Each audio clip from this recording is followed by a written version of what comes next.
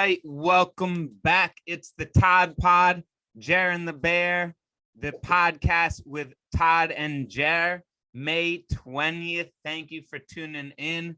Welcome back. We're drinking, we're chilling, we're enjoying this beautiful weather that we've been having in Philadelphia. At least I think it's been pretty beautiful. So we are getting started today. I believe Todd has something to share to get off the bat.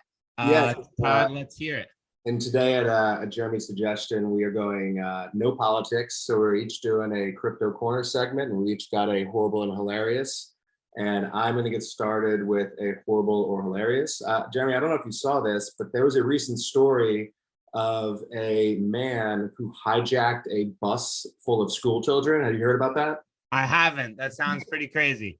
Yeah. So initially it's like, oh shit, that's not good. And so it's sort of more interesting. So the hijacker was actually a army trainee who was basically going AWOL, I guess, and ran off base with his rifle, stopped the school bus, and I think I did hear something like that. Yeah.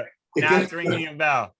It has a happy ending. I'm pretty sure they caught the guy, but the kids obviously were at risk. You know, you got a crazy guy with a gun getting on a bus, and apparently the way that the kids were able to get free is that while the gunman was holding the gun on the bus driver and making him drive, the kids just started peppering him with questions because the army guy had made them all get up to the front of the bus so he could like keep an eye on them all.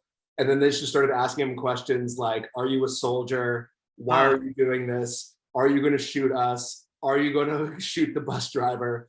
And I feel like, you know, we've all been that annoying kid who won't stop asking questions. We've all been around that annoying kid who won't stop. And like, I feel like the guy showed great restraint by not just opening fire on all of them. And the guy just pulls over and kicks all the kids off the bus and like lets them go on their merry way. But, you know, I think this is just a great story because it's sort of like crowdsourcing annoyance to stop a shooting, I guess, or, you know, I don't know. But just because I heard the story initially, it's impressive. I mean, I like they can definitely do that. It reminds me of a story I just saw recently of a girl fought off a kidnapper, and not only did she fight off the kidnapper though, she like splattered paint on them so that she could tell the cops when they were looking for him that he had blue paint on him. And it's like, that's amazing. I think this is the result of there being so many like Law and Order and police shows on TV that are just like playing in reruns 24/7. I feel like any kid who has access to cable TV is like always thinking about criminal stuff. Like I used to watch Law and Order religiously, and I feel like it informed me on, you know, how to avoid getting caught doing things and various other criminal activities. But yeah, I just thought it was a hilarious story. So Jeremy, what about you? What do you got for us in crypto news? Crypto news. I mean, I got a few things to talk about with. I'm pretty sure what everyone's been talking about yesterday. The last like week was definitely some significant drops. Yesterday was what? It was a bloodbath. Yesterday was crazy. For sure. So the thing is, I feel like I wish I could pull up this post. I feel like I have it from maybe 4 months ago when things were going up really high.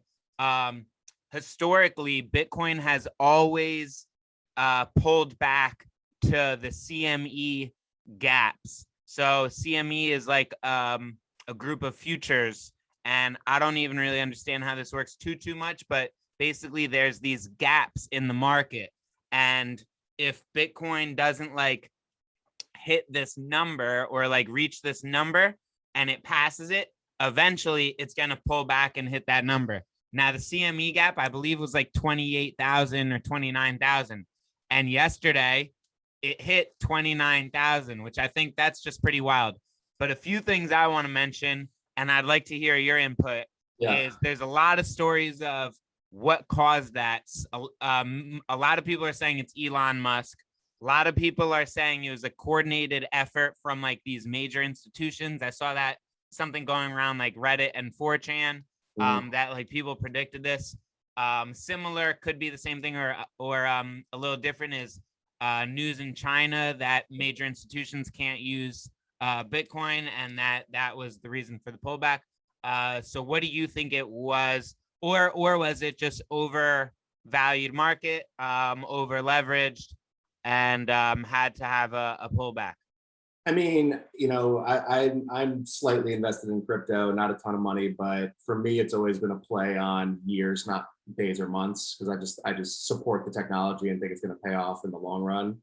And I think just frankly, there's a lot of people that swing trade it, day trade it, looking to make short, quick money on it. And like, look, all of the coins were approaching essentially, I guess, all-time highs or within, very close to it. So I think, just consumer behavior in general probably had people clearing out. But what I've been reading up on is that the catalyst of it that everyone is saying that caused it is the China news. But then in looking on Reddit and other things, I'm seeing people saying that, well, China's had a history of these sort of string of statements basically being like, we don't like Bitcoin. So, Yeah. I don't really know. I do think it was interesting because I was looking at the charts, and at least with like Ethereum and Bitcoin, because I saw on Coinbase, it looked like it basically hit like 30,000. It stayed there for like a second and then started rising again. And I guess maybe it was 29. But and I think Ethereum, I think it hit like 1,800 and then started going back up. And my guess is that, to me, I view that as a bullish sign because I think it's people probably had just like limit buy orders or some buy orders set up for when these things sort of bottomed out at the price when they did. And I think you just saw a ton of people flood right back into the market once, they were essentially on sale as compared to what they used to be. But, I think the interesting thing to me, and I'd love to hear your thoughts on it, is, it's because the crypto market is so unregulated now and really is sort of finding its legs in terms of that. Is every single time any major government really makes statements about crypto, it's like those are going to end up being giant catalysts. And I think maybe, I think that for people that are investing in it, and especially if you're someone who is potentially trading it to, make money on a sort of shorter term basis, it's really following what governments are doing and how they're looking at it and what statements, when they can be coming out. So, I mean, what do you think? Do you think we're just in for this wild ride of every time some major government makes some statement about it, it's either going to shoot it through the roof or plummet it, or what are your thoughts? I mean, I think generally speaking, governments can't really stop it. So, and then if you look at the countries that have it banned or whatever, like Nigeria, I believe recently did. There's somewhere else, I forget which country it was. Bitcoin's actually trading at a premium. So it kind of means like that if you ban it, it goes up because it's more scarce, it's more exclusive. So the thing I do think, like, I don't see the government able to control it. It's too hard to control. You have too many people. You can have Bitcoin off of the network on a paper wallet. So how do you really control that? What I do think is possible in the future for them to try and control it, because of course the government has to try and control it eventually. It's too like it hurts them too much, is basically they can like flag wallets and say if anything's coming from this wallet, you're in trouble too. So like if I wanted to spend from my wallet at a store, the store will look up that wallet if it's on the list of flagged and be like, hey, you can't actually spend it. So the government won't be able to get your Bitcoin, but they will be able to make it possibly not usable. Well, and I think that you bring up an interesting point in sort of the flagging of wallets, because I think one of the major selling points of crypto is privacy and being able to use it for frankly, there are people that all the Silk Road and online drug markets and other things like they all started with using Bitcoin or things similar to it before Bitcoin. And part of the interesting thing is that they can flag that coins have been used for illicit purposes. And I can't remember where I read this, but I think there's something where like they like can seize the coin, or they can like flag it as like a bad coin or one that's like not allowed to get used. And so I think it's that could end up being a way that if governments decide that they don't want crypto, it's like, do they get involved in a way and just start basically flagging anyone who owns crypto but never paid taxes on it, and so now their wallet or anything they sell is going to be deaded. Or if someone used to use some coins to buy drugs, and now all the everything they're sending out is not going to be sort of allowed to be used in legitimate purposes. So I don't know though. I think it's really interesting to see how this is going to evolve. Yeah, I feel though too, when the government or whatever does try and limit that or control it, there's going to be some new coin or technology to wrap it or change it, and you're going to be able to get around it, I'm sure, another way Well, anyway. and I think what's interesting too is I feel like we're all looking at the current iteration of cryptocurrency, and I feel like thinking, being like, this is the future, this is it. And I feel like if you look at what the Model T was compared to like what a Tesla is today, they're nothing alike in Yeah. so many ways. And it's, is this whole possible, like, are we basically in like cryptocurrency 1.0? Yep. And not to, and you've got all these coins now and all this stuff going on, but is it the next like legit crypto? Is it, we're learning all the lessons now, we understand what works, what doesn't work, and then will it be sort of like a reset where you probably have a lot of sort of the shit coins fall away, and then sort of the main ones that actually had form, function, good store value sort of stick around, and then there's a bunch of other cryptos that sort of pop up. So I mean, I think it's just wild in general. Definitely. I mean, that's my take, because I think there'll be maybe 5, 10 tops Yeah. when it's all said and done. But let's hear what's your crypto story. So I'm going to take us down a little bit of the dirty side of crypto. Uh-oh. And yeah, no, I know. So I had heard like a few weeks ago, or maybe a month or so ago, about a new token being launched called Cum Rocket. All right. All right.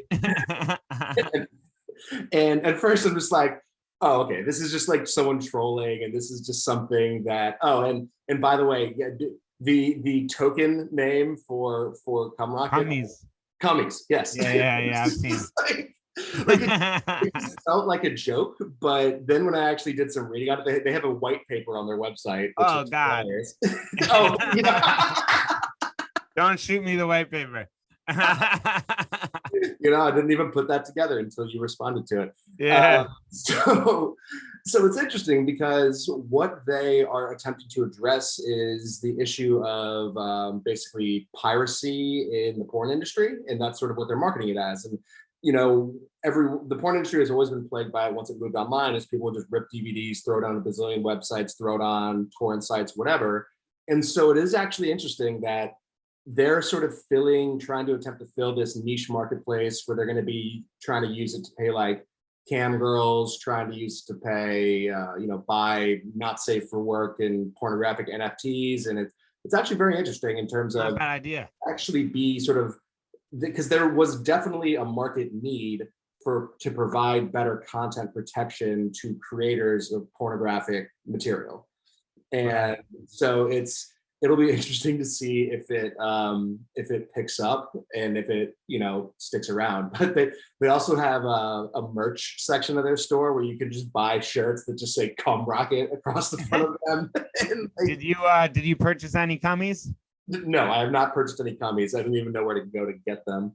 But I think the whole thing is, it just made me laugh. Like it's just ridiculous. And my brother and I have been talking, like we both believe that like the odds of us being in a simulation are basically 50-50 at this point. And I think with with all this shit that keeps popping up, it just nothing seems real anymore. Everything seems just like a joke. I don't know. Yeah, it's true. Although I think we're in or I've thought we were in a simulation for a while, but I just saw something from Neil deGrasse Tyson that said like if we were in a simulation, life would be perfect. It'd be the last simulation or it'd be the first simulation, which means we would know it's a simulation. So if we don't know it's a simulation or something, it means we're in a perfect simulation. We'd probably have made it perfect, and that's not the case. Although maybe if we made it a simulation, maybe we made it not perfect so that we don't know. And I feel like Something like that. Did we talk about this last week? The simulation theory. I forget. I probably talk about it a lot. Yeah, it's like part of the idea of simulation they address in the Matrix is that if you make things perfect on an inherent level, humans will know it's not real, because there's always been conflict, there's always been struggle, there's always been the rich and the poor. And so there'd be like a cognitive dissonance of be like, why is everything perfect? Why is there no violence? Why is there no poor people? Why do I just have a job that I love and that I make a ton of money on, and I've got a hot wife and 2.2 kids that are perfect, and like it just wouldn't make sense, and like the body would reject it. But yeah, man, I don't know. At this point, I don't know if I'd prefer. And look, at the end of the day, if we can't tell the difference, then this is our reality, and that's that. And it doesn't really matter if we're in a simulation or not. Yeah, no, it's yeah. I mean, it doesn't matter right now, but I guess after this level, it matters a little, I think. I don't know. But Anyway, all right. So I got something to share. So honestly, like I feel like horrible, hilarious news can be insane. Where I'm gonna share a few headlines that I saw. We're not gonna talk about them. I'm gonna share something else that's probably a little more normal, but I thought was pretty hilarious or horrible, and I think is something more you can talk about. These are insane, but I don't even know how much you can talk about. This one's pretty good, and this is related to how we've met, so I think that's cool. Passenger snorts white powder, refuses to wear a mask, and forces flight to divert to Minneapolis. Yeah, apparently bro was like sexually harassing his seatmate and just like going back to the bathroom to blow rails. What a champion. SeaWorld's penguin plush toy blamed for killing Australian boy in severe accident. Jesus. Right? Sperminator, who's close to fathering 100 children, says, "Don't focus on me." I don't even know, man. And Colorado cult leaders' mummified remains found in a home, 7 people charged. News is absolutely insane, but this is what I want to talk about, something I'm pretty excited about. Okay. So, and I think it's pretty fun. What I thought was funny and was in the news this week, makes it relevant, is Obama came out with a video about the upcoming news that's coming out from the government about UFOs. Yeah. Oh, yeah. Which like I'm excited for the news about UFOs. I believe it's coming out the first week of June. Like never before seen information from the government about what we don't know about UFOs. Yeah. But then in anticipation for that, Obama came out with this little like video saying like, yeah, man, like when I got to the White House, I that's the first question I asked, which I think is cool. Like I love when you see important people just seem human, because it's just cool because they are, and you're like, yeah, he is a human. But then I'm just fascinated by outer space and aliens, and I think it's just funny that like the former president would come out with something like that. All right. I think 2 things. I actually just finished a book. It's a Dean Koontz novel. I like reading. He predicted COVID. Who? Dean Koontz? Yeah. Really? In like 1980 or 90. Yeah, look it up, dude. I will check that out. I'm a big fan. It's in a book that he wrote. He says like there's this virus out of Wuhan. That's an mRNA virus that's severely contagious and it's gonna last. It starts in the year 2020 and it's gonna last 10 years. No joke. It's 1 page. Dean Koontz. Him in The Simpsons predicting COVID. Right. So the thing that was interesting in this book about aliens, there's a section where they talk about that if governments were to introduce and reveal that aliens existed, that it wouldn't just be a, hey, aliens exist, or they wouldn't like, it would be like a trickle truth to sort of like warm people up to the idea so that their minds just weren't like instantaneously blown. And I honestly like it from a strategic point and from a persuasion point, it makes sense because if you're going to try to get someone to accept something really big, you don't just drop it all on at once. You got to work them up to it. And I think we could be experiencing that, being in the middle of it. And I don't know, man, like I think it's wild. And the really interesting theory to me is that, you know, because the Roswell crash happened, I think right after World War II, and there's this speculation that I've heard kicked around on the Joe Rogan podcast, and it being that after we started detonating nuclear weapons, that was basically detectable from foreign worlds. And it was basically like, oh my God, what are these crazy hairless apes doing on this planet? Like, wow. They popped off some nukes, and then because it's one of the most interesting. Have you ever seen it's the UFO picture over the White House or over Washington D.C. From Independence Day? I forget. No, it's like an actual picture from like the 1950s, and it looks to be what is like a fleet of flying saucers like hovering over either the U.S. Capitol or the White House. Wow. And I think it was like the early 50s. But yeah, I think it's super interesting. I don't know, man. What do you think? If aliens come, are they going to like destroy us, or are they going to try to like educate us and elevate us? I think they're already here. Interesting. Like, you think they're like mingling amongst us, or Elon Musk, I think, is one of them. You know, that would be like the least surprising thing Elon Musk has ever done. It's been like, I'm actually alien. And I mean, I don't know. Part of me thinks like us, maybe all of us, could be like sent here from aliens, not aliens, maybe, but like we're doing the work of aliens. But what I keep on kind of thinking, more than once at least, is like an atom doesn't know it's a part of a cell. A cell doesn't know it's a part of, like, we have 100 trillion cells in our human body. There's 100 trillion atoms in a cell. They don't know that they're a part of each other, but they work for the main organism. So it's like, part of me thinks we're all doing something,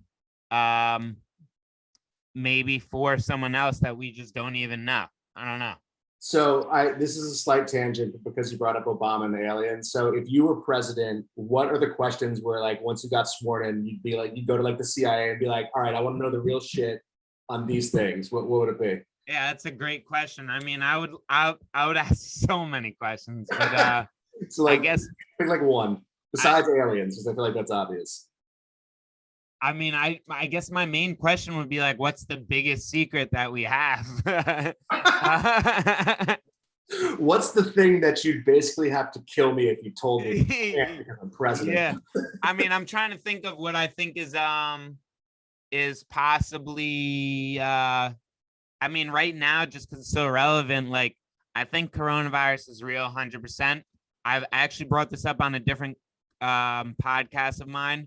And I hate like talking about some of these things because you instantly come off as a conspiracy theory, and then to a right winger, and then a Nazi eventually, and you're like, oh, like, yo, I just like had one question, but no one brings up where the virus came from anymore. And it's like we're not even really trying to figure it out. And originally it was the bat. That's when everyone was like okay with the bat. But now, like, for the last year, it seems like it wasn't the bat necessarily. And it seems like there's evidence that it was from the lab. Yeah. To say if it's from the lab on purpose or not on purpose, who knows?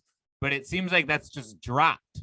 And well, it's super interesting. And I think the point you brought up about the political casting on this is that, you know, obviously people that were Trump supporters, I think Trump himself, were basically being like, this came from China. It could have leaked out of the lab. And so the lab leak hypothesis got attached to Trump and attached to the right and attached to QAnon and attached to crazy people. And in improperly so, because the thing about these virology labs is leaks happen all the time. Like, people are humans, and not all the time, but it's not exceedingly rare. Whereas, and I've been reading this and sort of looking into it a lot as well, and listening to podcasts on it, and the idea that a virus this novel would just sort of make its way out of nature is like 1 in a billion kind of odds. Whereas it's like, in the Wuhan infectious virology lab, they were doing gain of function research, which the whole point was, we're going to try to make viruses more effective and sort of more virulent in order to study them to understand how to stop them. So it's like, that's the whole thing with COVID. It's extremely well spreading. You can asymptomatically spread it or spread it with minor symptoms for a very long time, which from a virus evolutionary standpoint is very good, because if a virus kills people too quickly, it doesn't spread. So the virus doesn't want to do that. So yeah, man, I think it's really interesting. And, you know, I think one of the best things about Trump being out of office, or one of the many things that's good about him being out of office, is that we can sort of start looking at these things that he was sort of into and being like, okay, well, now that I'm not going to be branded as a Trump supporter for saying this, like we can actually examine it. We can actually do science. Let's So hope. Or when it's ignored, we're like, hey, that's this is a little weird. look, and the cynic in me really just thinks that with how powerful China is and how much they have sort of pseudo control over US politics because of just the relationship, like I think that's one of the secrets the CIA or whomever would know about and would just never let out. Like frankly, they could already know, and they're probably just like, it's not worth it. What's done is done. Couple million people dead around the world. Who cares? We gotta keep the peace between the U.S. and China. Thinking about the next thing that they're gonna pull off. God, who knows? But yeah, I think it's pretty wild. But yeah, man, I think that it's a very good discussion. Yeah, no, we went a little bit over what we usually do, but I think that was a good one. I enjoyed that. Hopefully our listeners did too. And I'll see you next week, I guess. All right, man. Take it easy. All right, have a good one, brother. Peace. Thank you guys. Like, subscribe, be on our show. Peace.